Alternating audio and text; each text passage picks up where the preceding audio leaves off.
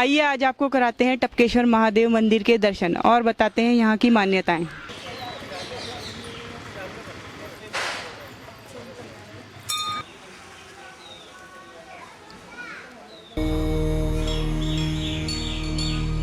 त्र्यंबकं यजामहे सुगंधिं पुष्टिवर्धनम्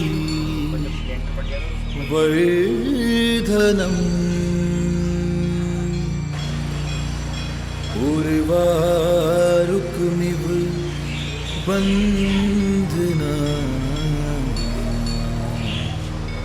मृत्योर्मुक्षीयमामृता।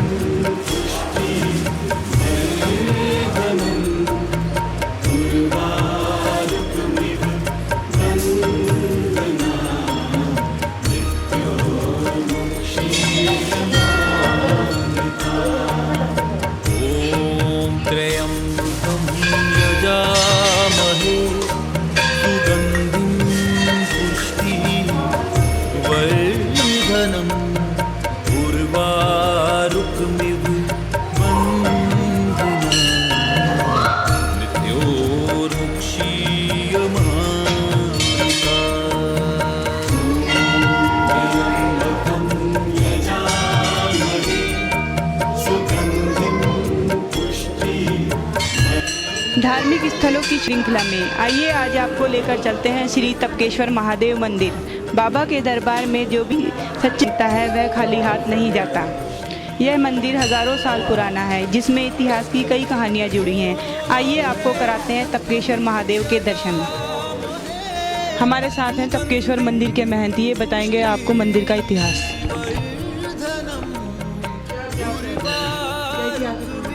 ये प्राचीन आदि अनादिकालीन तीर्थस्थल है भगवान टपकेश्वर महादेव मंदिर, और ये देहरादून गढ़ी कैंट टोंस नदी किनारे स्थित है। और यहाँ का इतिहास इस प्रकार से है कि जिस दौरान देवता लोग इस देवभूमि पे जागृत अवस्था में रमण भ्रमण किया करते थे, उस दौरान देवता लोग इस गुफा में आके भगवान शिव का ध्यान लगाया करते थे। जब जब भगवान शिव की देवताओं पे कृपा हुई तब भगवान शिव धरती से प्रकट हुए और देवताओं को देवेश्वर के रूप में दर्शन दिए और उनका अनेकों बार कल्याण किए। जो यहाँ जो 7 बहरी नदी धारा, इसके बीच पहले देवता लोग स्नान संध्या किया करते थे उस दौरान इस नदी का नाम भी देवधारा रहा। देवताओं के बाद यहाँ ऋषि लोग आए। ऋषियों ने यहाँ आके भगवान शिव की तपस्या की और उनकी तपस्या से प्रसन्न होकर भगवान शिव ने ऋषियों को तपेश्वर के रूप में दर्शन दिए और उनका भी अनेकों बार कल्याण किए। उसी दौरान महाभारत की दोनों सेना के कुलगुरु आचार्य द्रोण पूरे हिमालय वर्ष का भ्रमण करते हुए इस गुफा में आए और उन्होंने यहाँ महाभारत से पहले 12 साल तपस्या की और उनकी तपस्या से प्रसन्न होकर भगवान शिव ने उन्हें साक्षात दर्शन दिए। कहा, हे द्रोण, हम तुम्हारी तपस्या से प्रसन्न हैं, जो वरदान मांगना चाहते वरदान मांगो।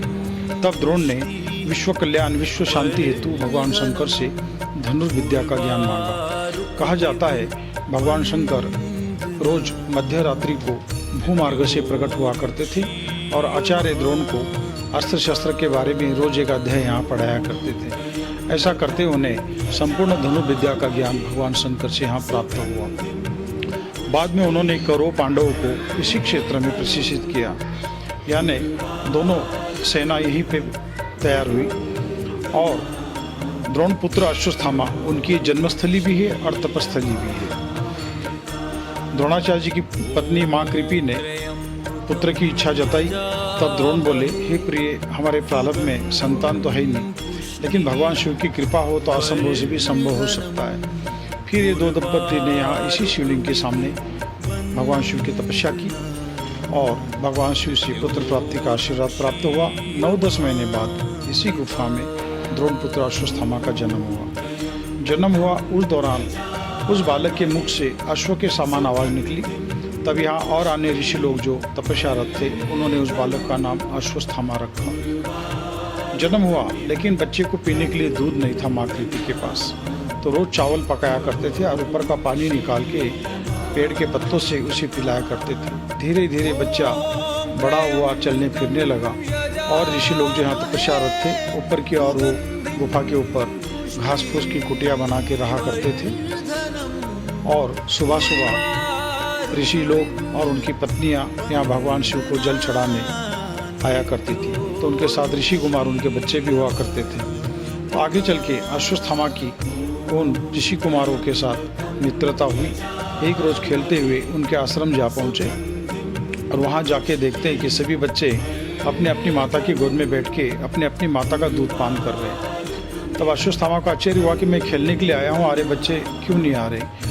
तब उन्होंने उन ऋषियों से कहा कि ये बच्चे खेलने के लिए क्यों नहीं आ रहे। बोले, बेटा वो अपनी अपनी माता का दूध पान कर रहे। बोले, दूध क्या होता है। बोले, दूध एक श्वेत तर पदार्थ होता है, पीने में मीठा होता है और एक गाय से या तो माँ से प्राप्त होता है और इसके पीने से भूख प्यास मिट जाती है।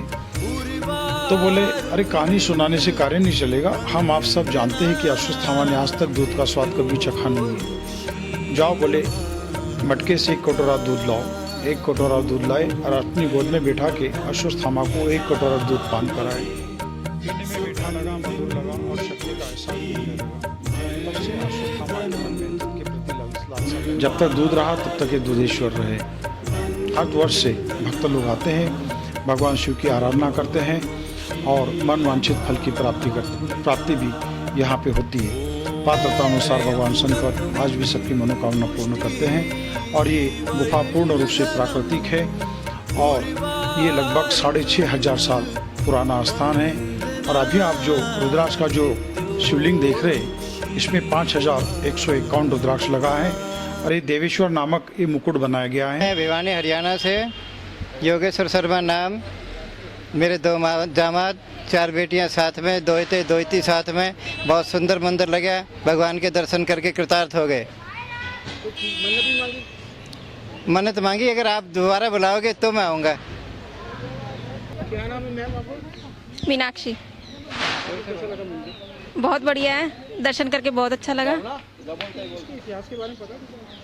नहीं, मैं इतना इतिहास तो नहीं जानती, सुना है भी हाँ महादेव के दर्शन करो तो मनोकामना पूर्ण हो जाती है। मैं पहली बार आई हूँ और बहुत अच्छा लगा दर्शन करके। तो मन्नत भी मांगी आपने? हाँ, विश तो मांगी है, पूरी हो जाएगी तो हम दोबारा आएंगे। और इसका श्रृंगार हर माह की त्रयोदशी पे होता है। आज भी त्रयोदशी। श्री टपकेश्वर महादेव मंदिर में लोग अपनी मनोकामनाएं लेकर आते हैं, वह यहाँ पूर्ण होती हैं। मैं अपने सहयोगी विमल ठाकुर के साथ तंजीम खान, JBM न्यूज़, देहरादून।